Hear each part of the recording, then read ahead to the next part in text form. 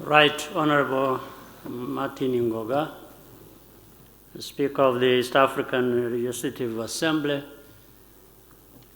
Honorable Augustine Iyamuremye, President of the Senate of Rwanda, Honorable Ministers and senior government officials, Honorable members of the Assembly, Dr. Peter Mathuki, Secretary General of the East African Community, members of the Diplomatic Corps, distinguished ladies and gentlemen. Let me start by asking the Honorable Member and Minister from Burundi, Nibigira, to pass back my warm greetings to President Ndayishimiye,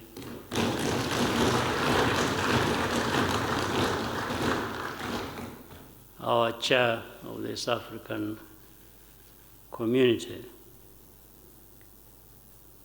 I want to welcome the rest of us to Rwanda. Karibuni sana. We want you to feel at home, and thank you for inviting me to join you for this sitting of the East African Community of the East African Legislative Assembly. As you conclude the term of the Fourth Assembly, allow me to congratulate you for the commendable work that has been done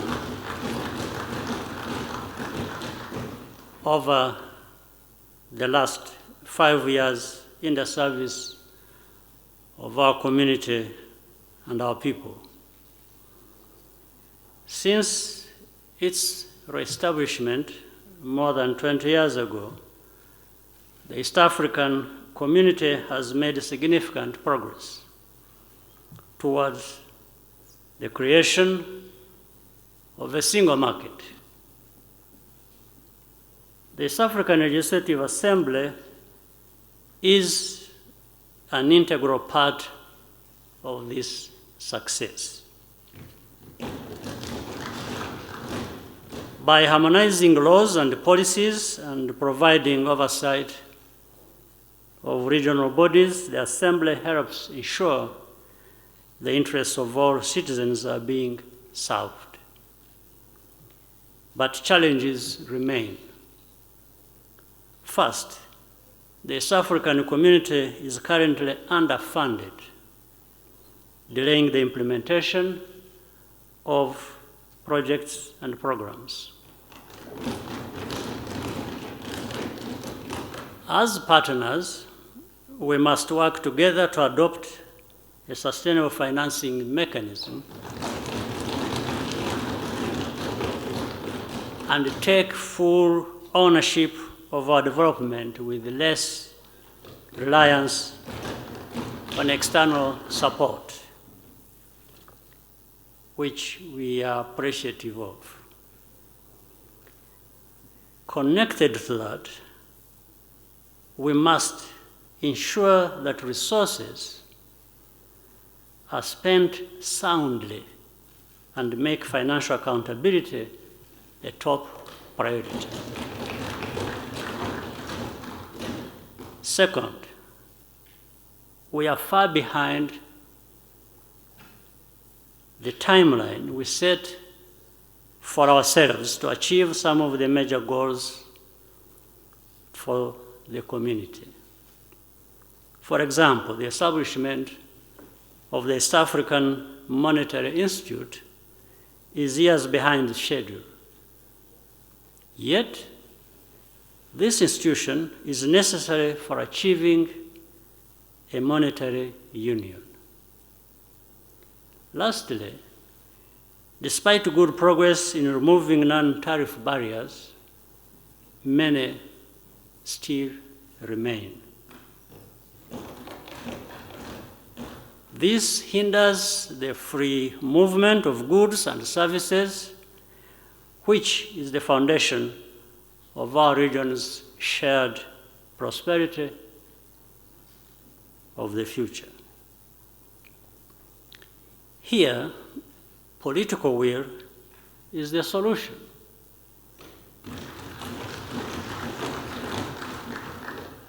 Despite these areas needing improvement, the East African community ranks highly in independent reviews of regional economic communities. However, it does not suffice for the regional economic communities across our continent to do well individually. They must collaborate, share knowledge, and learn from one another to fulfill the wider objectives of a more united and prosperous Africa. This was the logic of the institutional reform of the African Union, which I have been honored to lead, mandated by the heads of state and government of our continent. A key pillar of the reform was a better division of labor between the African Union and the regional economic communities. This means that member states must give more support to regional economic communities to deliver on their mandate. It also means that regional economic communities must constantly strive to deliver tangible value to member states and citizens. As a continent, the coming years will bring us numerous challenges, but also new opportunities.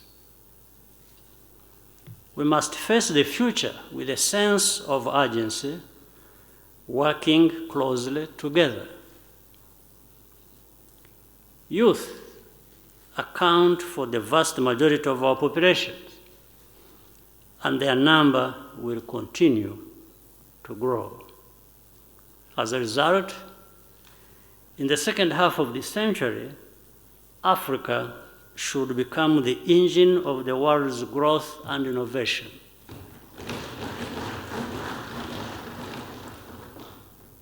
But we have to make the necessary investments right now.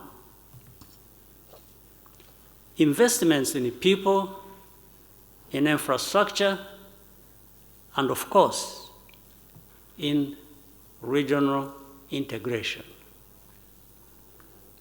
Creating a bright future for today's young people means putting good governance and security at the center of everything we do.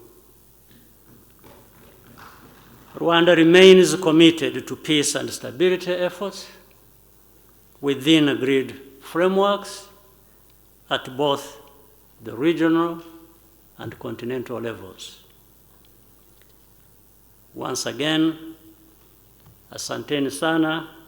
I hope you'll enjoy your stay in our country and come back often. I wish you